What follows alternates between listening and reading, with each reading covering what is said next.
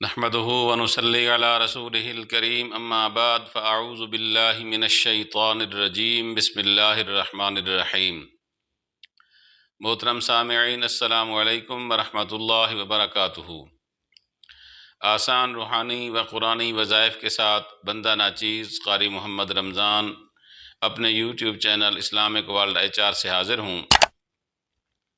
ناظرین، آج ہم وظیفہ لے کر حاضر ہیں، وہ ہے دل کی بیماری کا، دل کی دھڑکن، دل کا کمزور ہونا، دل کا دھڑکنا وغیرہ وغیرہ۔ ناظرین، دل کی بیماری جسے ہم ہارٹ کے مریض، ہارٹ کی مرض کہتے ہیں، میرے بھائیوں، ہارٹ کی بیماری کا نام بہت خطرناک ہے۔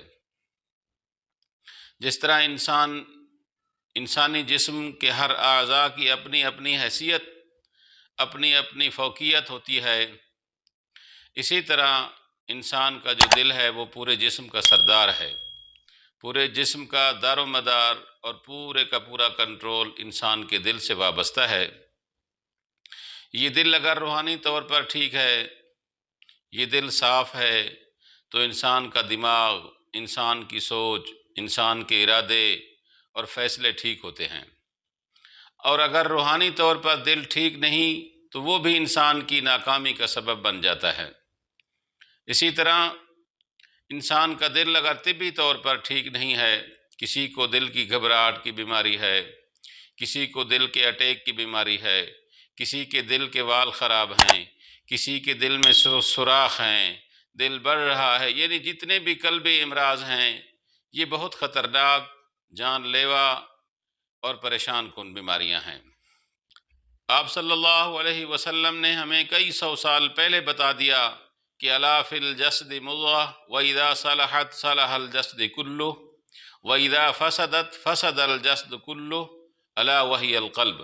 آپ صلی اللہ علیہ وسلم کا فرمان مبارک ہے کہ انسان کے جسم کا ایک چھوٹا سا ٹکڑا ہے، اگر وہ ٹھیک ہے تو انسان کا پورا جسم ٹھیک ہے۔ اگر وہ چھوٹا سا ٹکڑا خراب ہے، اس میں کوئی تکلیف ہے، تو انسان کا پورا جسم ٹھیک نہیں رہتا۔ اور وہ کیا ہے؟ وہ انسان کا دل ہے۔ اگر دل خراب ہے، اس کا روحانی علاج اللہ پاک نے قرآن مجید فرقان حمید میں بتا دیا۔ دل کا علاج کیا ہے؟ الا بذکر اللہ تطمئن القلوب، بے شک دل کا سکون، دل کا اطمینان اللہ رب العزت کے ذکر میں ہے۔ ذکر کرنے والے شخص کا دل زندہ رہتا ہے۔ انسان کی پوری باڈی کا دار و مدار صرف اور صرف دل سے ہی ہے۔ دل کی ہر بیماری کے لیے اس آیت کریمہ کا حصہ الا بذکر اللہ تطمئن القلوب کا وظیفہ کریں۔ اس آیت کو روزانہ سمجھ لیں۔ ابھی وظیفے کا طریقہ کار، اس آیت کریمہ کو روزانہ 70 بار پڑھ کر پانی پر دم کر کے پئیں۔ انشاءاللہ اللہ پاک کے فضل و کرم سے دل کی تمام بیماریوں سے شفا ملے گی۔ اس عمل کو آپ 40 دن تک کریں، روزانہ 70 بار پڑھیں الا بذکر اللہ تطمئن القلوب، 40 دن تک اس کو پڑھتے رہیں۔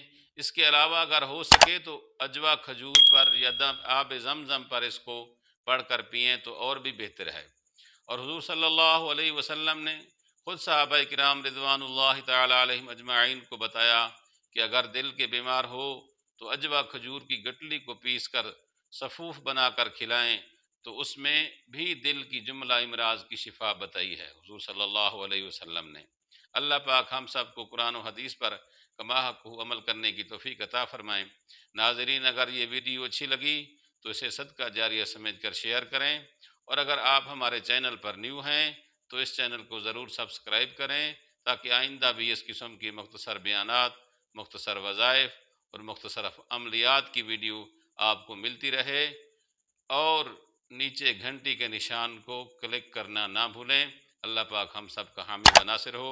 وآخر دعوانا ان الحمد للہ رب العالمین۔